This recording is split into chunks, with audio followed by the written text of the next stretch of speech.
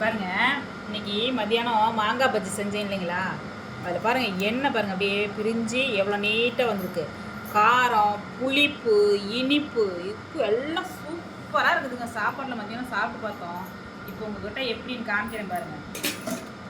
பாருங்கள், சூடான சாப்பாடுங்க. இப்போது சூடான சாப்பாட்டில் எடுத்து வச்சுக்கோங்க. சுட சுட கூட இருக்குதுங்க, ஆவி பறக்க நல்லா பொழப்பொழன்னு பூ மாதிரி இருக்குதுங்க வெந்து. அதில் வந்து பார்த்தீங்கன்னா இந்த எண்ணெய் மிதக்கிறதோட இந்த மாங்காய் பஜ்ஜியை போட்டு பாருங்க.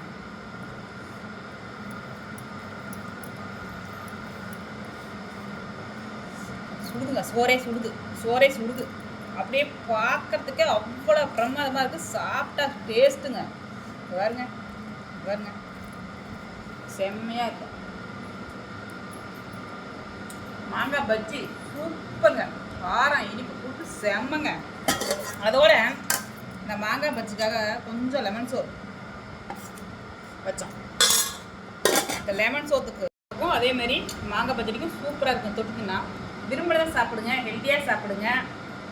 லைக் பண்ணுங்கள், ஷேர் பண்ணுங்கள், சப்ஸ்கிரைப் பண்ணுங்கள். வாங்க எல்லோரும் நம்ம வீட்டுக்கு சந்தோஷமாக சாப்பிட்லாங்க.